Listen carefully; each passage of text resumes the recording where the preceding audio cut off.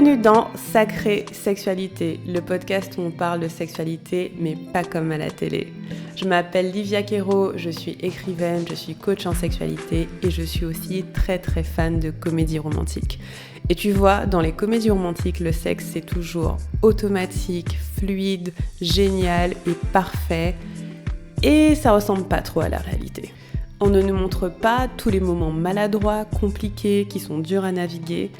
Et on ne nous montre pas non plus toute la dimension magique, sacrée de la sexualité qui va bien au-delà de mélanger les corps. Eh bien, tu sais quoi, dans ce podcast, c'est exactement ce qu'on va faire. On va parler des choses qui sont un peu compliquées, un peu difficiles et dont personne ne parle jamais. Et en même temps, on va parler de la dimension spirituelle, énergétique de la sexualité qui en fait un outil qui te permet de te reconnecter à qui tu es et qui impacte tous les aspects de ta vie. Je suis très heureuse de t'accueillir dans ce podcast et je te dis à tout de suite pour l'épisode du jour. Hello les amis, je suis ravie de vous retrouver pour ce nouvel épisode. Aujourd'hui, j'ai envie de parler de comment votre façon de vivre votre sexualité se répercute dans d'autres aspects de votre vie. Notamment, on va prendre l'exemple des finances parce que j'ai pris conscience de pas mal de choses là depuis quelques mois et peut-être que ça va vous parler pour encore d'autres aspects. J'avais fait un épisode sur ma dette, sur comment j'avais été énormément endettée, comment ça m'avait créé de la honte, de la culpabilité, comment j'en suis sortie. Et récemment, on a eu l'épisode avec Noélie où on parlait beaucoup de business et de comment on a soigné des choses en somatique qui dataient parfois de l'enfance, qui affectait son business, mais aussi sa sexualité. Et aujourd'hui, j'ai envie de partager les prises de conscience que j'ai eues dans mes finances, qui m'ont fait réaliser que j'avais certains schémas qui s'appliquaient aussi dans ma sexualité, avec pour intention que vous réalisiez que tout est lié. Pourquoi ? Parce qu'en fait, c'est pas notre système nerveux, notre cerveau ne se sépare pas trop selon les thèmes en fait. On a souvent une façon de fonctionner, qui vient de diverses influences. Parfois, c'est parce que ça a été codé pendant l'enfance. Parfois, c'est parce que ce sont nos valeurs qui sont comme ça. Parfois, c'est des habitudes. Et puis, ces façons de fonctionner vont se répercuter dans des aspects de notre vie. Parfois, de façon plus intense dans certains aspects que dans d'autres. Et si vous avez des endroits dans votre quotidien, dans votre vie, que vous avez envie de transformer, et que ce sont vraiment vos points de friction, on va dire, les endroits où vous dites tout le temps « Ah ouais, j'aimerais bien que ça, ce soit différent, j'aimerais bien que ça, ce soit différent », ça sera intéressant d'aller regarder s'il n'y a pas des schémas qui sont communs à ces différents endroits. Donc pour moi, les deux thèmes de ma vie, vraiment ce qu'on m'a envoyé travailler sur cette terre, c'est l'argent et la sexualité. Vraiment, c'est toujours les choses qui remontent. Peut-être que pour vous, c'est autre chose. Peut-être que c'est votre alimentation. Peut-être que c'est votre rapport à votre corps. Peut-être que c'est les relations familiales. Dans mon cas, c'est assez important aussi. Les dynamiques que j'ai développées là-dedans. Peut-être que c'est autre chose, peut-être que c'est votre créativité, mais il y a peut-être un ou deux thèmes où aujourd'hui vous vous dites « Ok, si ça se transformait dans ma vie, alors ma vie serait vraiment phénoménale. » Et sur ces thèmes-là, ces thèmes que vous avez identifiés, regardez s'il n'y a pas des schémas qui sont communs. Et pourquoi la sexualité, c'est un angle intéressant pour aller regarder ça ? C'est parce que c'est un endroit où on fait beaucoup de choses inconsciemment, par réflexe, parce qu'on nous a inculqué les choses de cette façon-là. Et donc, on fait beaucoup de choses sans forcément prendre conscience parce qu'on a tellement peu d'éducation dessus, c'est tellement un endroit qu'on regarde pas en général, que plein de réactions automatiques restent coincées dans la sexualité. Première chose. Deuxième raison intéressante, c'est que c'est très intime. Donc, comme c'est très intime, c'est très proche de qui vous êtes, c'est très proche de votre façon de faire. Et donc, comme c'est proche de votre façon de faire, ça va être des comportements qui peuvent refléter pas mal, pas forcément votre identité, mais vos mécanismes de base, on va dire. En fait, c'est tellement intime, c'est tellement vulnérable, c'est tellement proche de qui vous êtes, et c'est tellement pas regardé, en général, que c'est une mine d'or d'informations. C'est ça que je veux dire, c'est que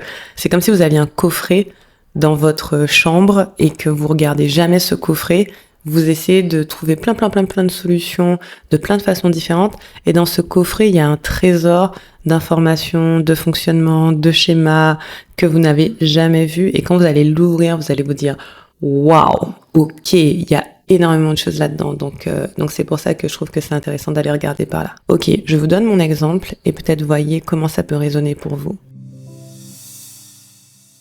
La dernière fois, j'étais en train de faire mes comptes. il y a quelques semaines de ça. Je regardais mes dépenses et aussi je me suis plongée sur mes bilans des années passées. Je regardais les dépenses que j'avais faites. Et franchement, il y a des moments où je m'en suis voulu. Il y a un moment de honte et de culpabilité, encore une fois. C'est genre, les trucs qui remontent à chaque fois par rapport à l'argent, c'est les choix que j'ai fait par rapport au passé. Mais cette fois-ci, ça n'a duré qu'une demi-seconde. J'ai vraiment eu une demi-seconde de « oh ».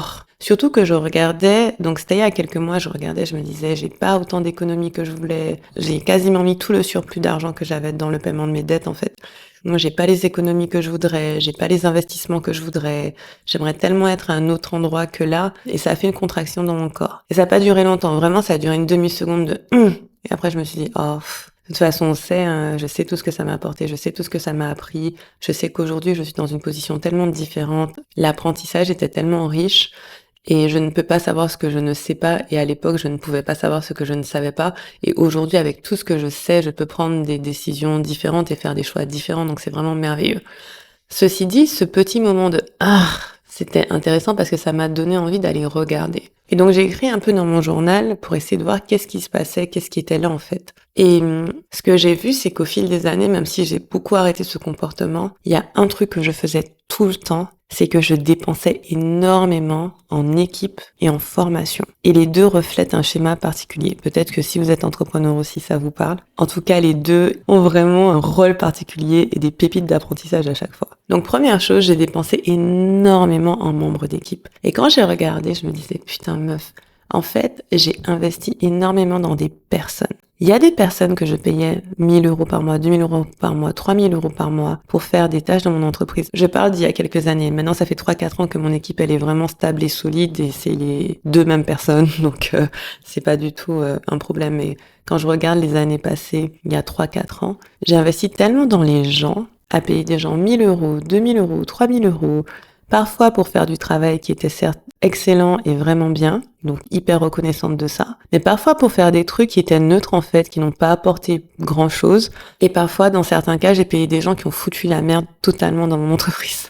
Et je suis là, mais putain, mais meuf, pourquoi en fait? Je me rappelle il y a peut-être 5-6 ans, quand j'étais en train de créer de l'argent dans mon entreprise, non pas pour me payer moi, mais pour payer les gens. J'étais en train de me dire, ok, il faut que je gagne tant pour pouvoir payer mon équipe. C'était même pas pour moi, pour me payer mon salaire, pour payer mes voyages ou ce que j'avais envie, c'était comme si j'étais moi-même esclave de ce système en fait, que je travaillais pour ce système, non pas pour me payer, mais pour payer les autres. C'était super chelou. J'ai arrêté ce schéma-là il y a des années, mais en tout cas, j'y ai repensé. Et après, je me suis dit, c'est intéressant pourquoi je faisais ça. Donc déjà, je m'en veux pas, parce que je me sens très reconnaissante d'avoir été dans la position de pouvoir investir dans les gens de cette façon-là. Je sais qu'il y a des personnes qui, grâce à la contribution que j'ai faite dans leur vie, ont pu changer de vie radicalement, ont pu arrêter des boulots salariés, ont pu lancer leur entreprise, ont eu confiance en elles, ont lancé des nouveaux projets. Parmi ces personnes, il y en a que jusqu'à maintenant j'adore, je respecte, qui sont vraiment des personnes pépites, qui sont vraiment au top. Et vraiment, si tout ce que j'ai pu insuffler dans leur chemin et leur carrière, je suis tellement contente parce que quand je vois où elles en sont aujourd'hui et ce qu'elles créent, je me dis ah ouais, trop bien. Donc moi, j'ai de la reconnaissance pour ça. Et en même temps, ouais, je me suis dit, ok, j'avais énormément de générosité. Cependant, il y avait quand même un pendant qui était que dans tout ça, je me faisais pas passer en premier, je faisais clairement passer les autres en premier. Et c'est là qu'il est le schéma. C'est que quand je regarde ça, je me dis, qu'est-ce que je me disais dans ma tête? Je me disais plusieurs choses, mais l'une des choses que je me disais, c'était, déjà, c'était que je ne pouvais pas arrêter de les payer. Parce que une fois que tu as réalisé que tu dépenses dans un prestataire et que ça n'a pas le retour sur investissement que tu voudrais, tu pourrais juste arrêter de les payer. C'est pas ce que je faisais. Je continuais jusqu'à ce que ce soit plus tenable ou que clairement la personne, ce soit très clair que ça fonctionne pas, mais je donnais beaucoup de chance aux gens. Et ça, c'est un comportement, je me suis demandé, mais pourquoi je faisais ça? Et en fait, pourquoi je faisais ça? C'est parce que je considérais que leur bien-être était plus important que le mien, dans un premier temps. Donc, que continuer à les payer, c'était plus important que moi respecter l'intégrité de mon entreprise. Pourquoi? Parce que je me sentais hyper responsable de personnes qui en fait sont des personnes adultes dont je ne suis pas responsable. Mais ça, c'est le schéma de ma vie. Et donc, Ce sont des personnes adultes, je ne suis pas responsable d'elles, mais subitement, je me sens responsable. Et donc, je me dis, je peux pas arrêter de les payer, même si ça n'a pas d'intérêt profond pour mon entreprise, je peux pas. Et en fait, je trouvais tout le temps des raisons de continuer alors que ça bouffait dans mon profit pour rien, quoi. Et qui dit ça bouffe dans mon profit, dit que je peux pas mettre de côté, dit que je peux pas faire de réserve, dit que je peux pas me payer plus, etc. Mais bon, people pleasing, quelque part, je me sentais responsable de ces personnes-là et donc j'allais prioriser leur bien-être sur le mien. Ensuite, un deuxième schéma qui est présent et qui était aussi présent quand j'achetais beaucoup de formations, donc formation junkie, c'est moi. Et jusqu'à cette année-là, j'ai encore fait ça. Et là, c'est bon, j'ai décidé que j'avais appris ma leçon. C'est que j'allais investir aussi et dans des prestataires et dans des formations, que ces personnes-là ont des réponses que moi je n'ai pas, que quelque part elles vont pas me sauver, mais en tout cas avoir une espèce de baguette magique qui fait que tout se transforme et tout va bien. Encore une fois, une espèce de délégation de responsabilité. Donc d'un côté, je me sens hyper responsable de payer et donc de prendre sur moi et de prendre sur mes réserves et de prendre sur mon bien-être pour mettre les gens bien. Et de l'autre côté, je n'arrive pas à me sentir responsable et confiante de ce que je peux créer comme valeur par moi-même en fait. Et là, cette année encore, j'ai acheté 2 formations. Le total m'a coûté, je sais pas, entre 8 000 et 9 000 euros. J'ai acheté ça en janvier. Et c'était un paiement étalé, je payais sur l'année. Et là, je vois les paiements passer et je me dis, pourquoi j'ai acheté ça? Et je m'en voulais en fait. Je me disais, mais putain meuf, t'as encore fait la même erreur. Et puis je me suis dit, attends, il y a un truc que tu devais apprendre et que t'as pas encore appris, c'est quoi? Et finalement, en creusant, la leçon que ça m'a donnée, c'est que j'en avais pas besoin. J'en ai pas besoin, je n'en ai plus besoin. Je les achète parce que ça me rassure, je les achète parce que j'ai l'impression que ça me donne confiance en moi. Mais non, je n'en ai pas besoin, j'ai tout ce qu'il me faut. Et donc j'avais ces 2 schémas. Je dis j'avais parce que franchement, j'ai décidé que c'est fini. Le premier, c'était je prends plus soin des autres que de moi, quitte à me sacrifier. Et le deuxième, c'est l'extérieur, c'est mieux que moi. L'extérieur a des réponses que je n'ai pas. Je n'ai pas assez confiance en moi, alors je vais me tourner vers quelque chose d'extérieur. Et en fait, quand on le ramène à la sexualité et aux relations intimes, ça donne quoi? Ça donne que franchement, je faisais littéralement la même chose. Déjà, en sexualité, je vous jure, il y a que dans mon couple là, vraiment présent là, avec qui je suis avec mon chéri depuis 6 ans, que j'ai vraiment compris ce que ça veut dire de prioriser son plaisir. Avant ça, pour moi, la priorité n'était pas mon plaisir. Moi, mon plaisir, je le prenais dans la découverte de l'autre, la curiosité, le fun, les premiers instants, comme je suis romantique, voilà. Mais une fois que ça s'était fini, en vrai, tout ce que je faisais, c'était pour que l'autre soit content, que ses besoins soient remplis, qu'il soit satisfait, que ce soit fun pour lui. Même, je me rappelle certaines interactions sexuelles qui étaient vachement fun. Pour moi, j'ai beaucoup aimé, j'ai pris beaucoup de plaisir. Dans mon esprit, il y avait toujours, est-ce que lui, il a aimé? Est-ce que lui, c'était bien? Est-ce que je suis validée à ses yeux comme étant quelqu'un qui fait bien l'amour? Enfin, j'avais vraiment ce truc de, à la fois, je priorise son plaisir et à la fois, il me valide. Ce qui m'emmène au deuxième point, qui est que je faisais beaucoup de choses pour être validée. J'en parle dans mon livre d'ailleurs, qu'il y a tellement de fois où je suis rentrée dans des interactions sexuelles pour me sentir validée, pour me dire que je compte, que j'ai de la valeur, que je suis importante. Et waouh, quoi! Et je vous jure, ces 2 schémas-là, ils revenaient tout le temps dans l'argent et le sexe, l'argent et le sexe. Le plaisir de l'autre est plus important que le mien, et le bien-être de l'autre est plus important que le mien. Si jamais je fais passer mon plaisir en premier, je suis une méchante personne, on va dire que je suis méchante, c'est mal Livia, bou bou bou. Et le deuxième, c'est, non mais c'est l'autre qui peut me valider, c'est l'autre qui peut me dire que je suis assez bien. Seulement si je me tourne vers l'autre, alors je compte. Et là, vraiment, ce qui change dans mon comportement pour les 2, fondamentalement, c'est je suis la priorité. C'est-à-dire que la première personne que je paye dans mon entreprise maintenant, c'est moi, alors qu'avant, je passais mon temps à m'occuper de tout le monde. Maintenant, c'est moi qui suis payée en premier. Et puis, une fois que je suis payée, je vais prendre des décisions avec l'argent qui reste. Mind blowing. Gros changement. Et la deuxième chose, c'est que je sais tout ce qu'il faut savoir. Je sais tout ce qu'il faut savoir. Je suis accompagnée dans mon business. Je suis très bien formée comme coach. Vraiment, j'ai eu la chance d'avoir investi dans d'excellentes formations. C'est bon, c'est bon. À partir de maintenant, c'est une question d'avoir confiance en moi et ce qu'il y a dans mon énergie. Et je n'ai pas besoin de déléguer quoi que ce soit à l'extérieur, en fait. J'ai pas besoin de mettre de responsabilité à l'extérieur et j'ai pas besoin de prendre la responsabilité des autres sur moi-même. C'est une question de placer les responsabilités au bon endroit. Et maintenant, en sexualité, c'est pareil. Je vois qu'il y a un truc qui bouge dans ma sexualité, même à 2 avec mon chéri. C'est qu'au fil des années, il y a de plus en plus de conscience de, mais comment moi je veux que notre sexualité soit? Comment moi je veux que ça se passe? Je sais pas si vous connaissez un peu les langages érotiques. En anglais, c'est Erotic Blueprints. et c'est une femme qui s'appelle Jaya qui les a créés ou en tout cas compilés. Elle participe dans une émission sur Netflix avec Gwyneth Paltrow. Je crois que c'est With Love Goop ou je sais pas quoi. En tout cas, elle parle de ces erotic blueprints et le mien c'est Shapeshifter. En français, ça veut dire métamorphe. C'est-à-dire que j'ai les 5 combinés et que je peux m'adapter à toute situation sexuelle en fait. Le truc, c'est que je me suis vraiment beaucoup adaptée à mes partenaires. J'ai vraiment toujours eu le type de sexualité que eux ils aimaient bien. Et même avec mon partenaire actuel, il est plutôt sensuel dans le sens où il aime que les 5 sens soient titillés, on va dire, l'odeur, le toucher, la musique, ce genre de choses. Et donc, tout de suite, j'ai calé ma façon de faire à la sienne. Et on en a parlé d'ailleurs. Alors que moi, j'aime explorer différentes choses. Et lui, il m'a dit plusieurs fois, mais viens, on explore tous les trucs que tu veux explorer, il n'y a pas de souci. Et puis j'avais une certaine retenue de, mais est-ce que ça va lui convenir en fait? Et là, on est dans ce processus de, au fur et à mesure, je me dis, mais c'est quoi le genre de sexualité que je kiffe vraiment, vraiment, vraiment? Là, je fais une petite aparté, mais le genre de sexualité que je kiffe vraiment, c'est une sexualité où je peux vraiment m'exprimer dans toute ma grandeur en fait, où j'essaie pas de me mettre toute petite pour convenir à quelqu'un d'autre. Bref. Et donc, du coup, ce schéma de toujours plaire à l'autre, je l'ai vu dans plusieurs aspects de ma vie. J'ai fait beaucoup de décisions pour ne pas blesser quelqu'un, par people pleasing. Il y a plusieurs fois où j'ai pas posé mes limites pour que quelqu'un se sente pas mal à l'aise, etc.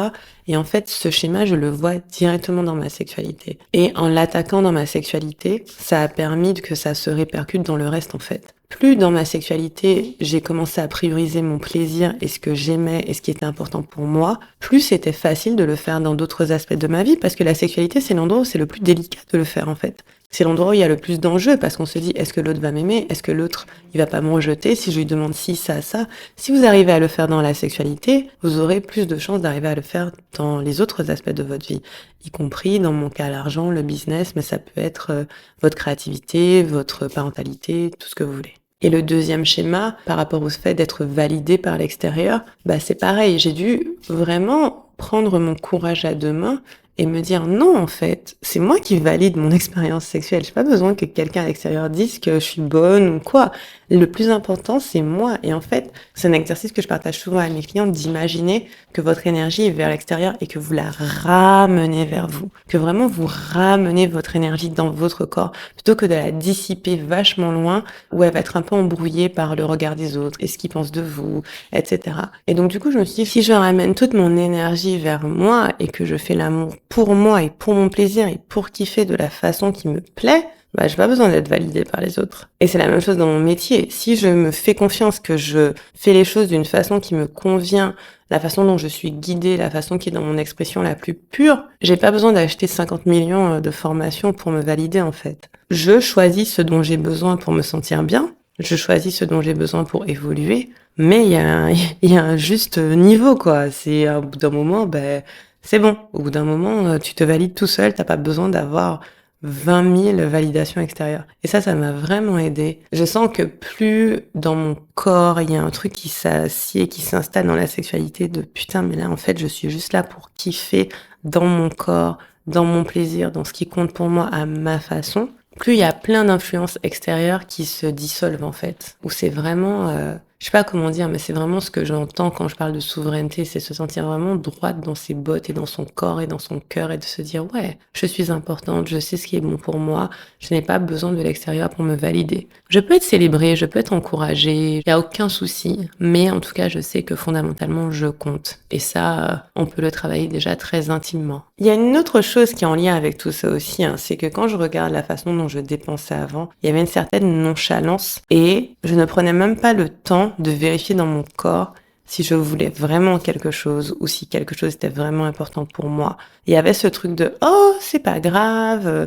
Par exemple, c'est presque choquant à dire, mais je me rappelle des fois où on me disait « Oh, cette personne galère, elle recherche un client ou un contrat pour faire quelque chose. Oh, mais t'inquiète, je lui ai trouvé un petit job à faire dans mon entreprise. » Et donc, du coup, je me trouvais là à distribuer des contrats de prestataires juste en me disant que ça va faire du bien autour de moi. Ok, c'est super d'être généreux. Franchement, c'est une bonne chose d'être généreux et de penser aux autres. Mais est-ce que j'ai vérifié dans mon corps ce qui était bon pour moi? Eh ben non, à l'époque, je l'avais pas vérifié. Encore une fois, parce que c'était plus important de plaire vers l'extérieur que de vérifier en moi. Et c'était pareil pour le sexe. Je distribuais le sexe comme je distribuais l'argent. Franchement, d'ailleurs, ma mère, elle m'a dit, elle a commencé à lire mon livre et elle est à la moitié. Elle m'a dit, mais Livia, je savais pas que t'avais eu autant de partenaires. Je dis, ah, mais maman, t'écoutes pas mon podcast? Elle m'a dit, non, mais j'avais pas vraiment réalisé, c'est vraiment lisant. Je dis, mais Livia, ça te fait pas bizarre de mettre ça dans un livre? Je suis maman, franchement, ça fait genre 4 ans que je parle dans mon podcast, 7 ans que je parle de sexualité. Non, ça me fait pas bizarre. La pauvre, elle a eu un petit choc. Bref. Mais en tout cas, je distribuais le sexe comme ça, en fait, d'une façon assez nonchalante, sans vérifier dans mon corps ce que c'était vraiment. Et en fait, c'est fondamentalement ça. C'est développer une relation avec moi-même, intime avec moi-même, où le plus important, c'est moi. Et je peux vous dire, je le dis là, à haute voix, et même là, je me dis, mais c'est chaud, c'est pas évident, hein. C'est pas évident, parce qu'on nous a tellement inculqué des choses qui vont à l'opposé de ça, comme si on était des mauvaises personnes quand on prenait soin de nous. Mais moi, je le contrebalance avec le fait que c'est d'abord en prenant soin de soi qu'on peut prendre soin de la communauté. Et en fait, on essaie de nous couillonner. Je pense que cette société un peu capitaliste, patriarcale là, ce qu'elle essaie de faire, c'est de nous faire nous oublier, surtout nous les femmes, personnes à vulve et tout, personnes queer, personnes racisées, toutes ces personnes-là. En fait, on essaie de nous envoyer des messages de non mais mettez-vous de côté, comme ça les milliardaires de ce monde, eux ils s'en sortent très bien. Parce que c'est vrai, si vous regardez la narrative qui est commune pour tous les groupes opprimés, c'est de nous mettre de côté en fait, c'est de nous oublier. Quand vous regardez le patriarcat, les hommes cis, eux, leur plaisir est prioritaire. Il y a je sais pas combien de milliards investis dans le Viagra chaque année, etc. Alors oui, là, c'est très très très important. Par contre, va faire des études sur l'endométriose et l'infertilité des femmes, là, il n'y a plus personne. Et donc, voilà, il y a un endroit où, dans notre corps, on nous a pas appris à nous mettre en priorité, en fait. On nous a toujours fait croire que se mettre en priorité, et quand je dis en priorité, c'est vraiment une priorité ultime, c'est je compte d'abord moi. On nous a tellement fait croire que se mettre en priorité, c'était mal, c'était être des mauvaises personnes, c'était être méchante. Et moi, je suis une gentille personne. C'est mon chéri qui le dit, donc je pense qu'il a raison. Je le crois, j'ai pleinement confiance en lui. Je suis quelqu'un de gentil. Je suis quelqu'un qui aime prendre soin des autres. Je suis plutôt calme, plutôt douce. J'aime pas être perçue comme une mauvaise personne, ça ne me plaît pas du tout. Pourtant, il y a des gens qui vraiment ne m'aiment pas. Mais j'aime pas trop ça. Donc idéalement, je préférais que tout le monde m'adore, mais dans les faits, on sait que c'est pas possible. Et donc, je suis quelqu'un de plutôt gentil. Et donc, pour moi, me dire, je suis gentil et je vais me prioriser et je vais me faire passer en premier, ça coinçait en fait. C'était comme si c'était pas compatible de prendre soin de moi et d'arrêter. Du coup, quoi? Ça veut dire je dois arrêter de distribuer de l'argent et du sexe? What? Si je prends soin de moi, j'arrête de distribuer de l'argent et du sexe. Mais quoi? Qu'est-ce que je deviens? Eh ben, en fait, je deviens quelqu'un de très ressourcé. Ça n'a rien à voir. C'est-à-dire qu'aujourd'hui, ça fait plusieurs mois, depuis que j'ai soldé mes dettes totalement, je me paye en premier. Mon salaire, c'est premier du mois, le premier truc qui tombe. Et dans le sexe, je me donne de plus en plus de plaisir solo, où j'explore toutes ces facettes de moi, étant donné que je suis très curieuse de plein de choses. Je me dis, ok, déjà en solo, je vais explorer toutes ces choses. J'aime aussi beaucoup lire de la littérature érotique, de la romance, etc. Et donc, pareil, j'explore plein de romances différentes. Et avec mon chéri, j'explore ce que ça fait d'être pleinement moi dans mon expression, aussi variée qu'elle soit, pour moi, en fait. Et il s'avère qu'il kiffe. Et le truc que je voulais dire, en fait, avant de dire tout ça, c'est que oui, ça peut être difficile en tant que personne qui se veut être une bonne personne et qui se veut être gentille de se dire je me fais passer en premier, je me priorise, mais ça fait de nous quelqu'un de bien ressourcé, dans mon cas financièrement et aussi en termes de plaisir, pour pouvoir ensuite contribuer à la communauté. Alors, je dis pas que on peut pas contribuer quand on n'a pas beaucoup, enfin on peut contribuer à tous les niveaux, mais c'est pas généreux de se sacrifier, je trouve. C'est pas généreux de... En fait, c'est pas une bonne vibe d'être quelqu'un qui tout le temps prend sur soi, qui tout le temps se fait souffrir soi-même, qui limite se martyrise sous prétexte qu'on le fait pour les autres. Je trouve pas ça juste envers les autres, en fait. C'est pas juste, en fait, que toutes ces personnes que j'ai payées dans mon entreprise, que j'étais censée avoir payées de bon cœur, que finalement, c'est pas très juste que je les ai payées juste pour pas me sentir mal.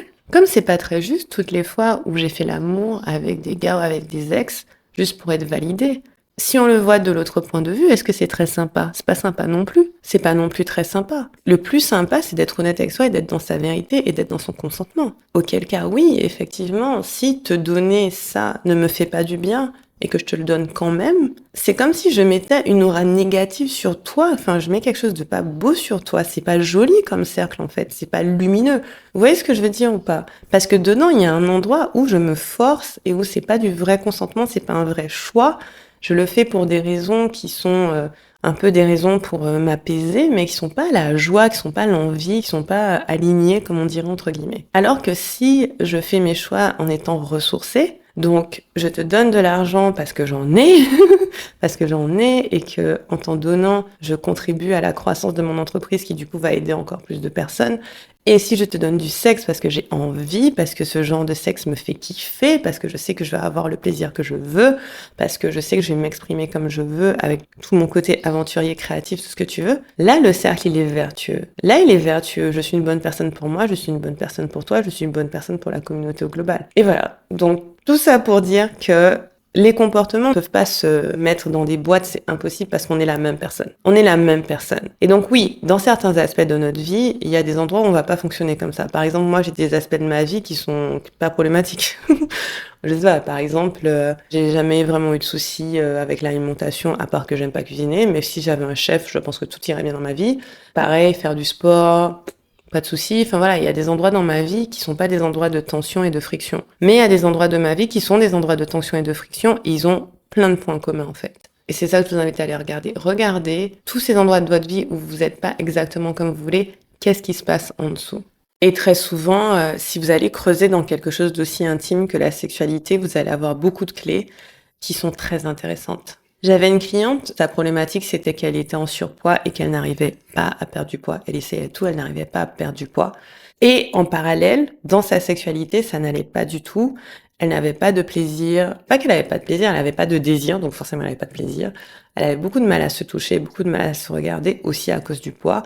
Et il y avait vraiment un nœud par rapport à sa relation avec son partenaire. Et puis finalement, on a réalisé que les deux sujets, pourquoi ça n'allait pas dans la sexualité, c'était parce que très fondamentalement, il y avait un souci d'estime de soi qui avait été créé dans l'enfance par rapport à une expérience qu'elle avait eue quand elle avait 17 ans. Voilà. Et donc, on a libéré ça. C'était en lien avec la sexualité et c'était aussi en lien avec une dynamique familiale de l'époque. On a libéré ça. La sexualité, ça a été mieux dans son couple. Elle a commencé à se regarder plus dans le miroir, à sortir davantage et à bouger plus son corps. Résultat, elle a perdu du poids. C'est pas magique, hein, c'est juste logique en fait. Et donc, franchement, moi, je trouve que la porte de la sexualité, elle est super intéressante pour aller regarder ce qui peut se jouer. Surtout qu'il y a pas mal de trauma qui peut être stocké dans cet endroit-là. Et donc, si on libère le trauma dans cet endroit-là et si on apporte du plaisir dans cet endroit-là, ça va apporter de la libération et du plaisir dans plein d'autres aspects de votre vie. Donc ça, c'est le travail que je fais avec mes clientes dans Diva le Temple et aussi mes clients privés. Et les portes de Diva le Temple ouvrent très bientôt. Du coup, je vous invite à notre prochaine formation gratuite qui a pour thème créer une belle sexualité solo ou à deux avec des orgasmes puissants de tout le corps, même si tu as du trauma. Et je le répète, si vous passez par la case de la sexualité pour assainir, libérer, avoir plus de plaisir, ça va avoir un impact phénoménal sur tous les autres aspects de votre vie. J'ai plein d'autres exemples comme ça et au fil du temps, j'en partagerai, mais j'avais vraiment envie de vous partager le mien. J'espère vous voir à la formation gratuite et peut-être au programme Diva le Temple. Si vous vous inscrivez avant la formation gratuite ou dans les 48 heures après, vous avez un bonus qui est une session de coaching avec moi offerte. Donc ça, c'est plutôt cool.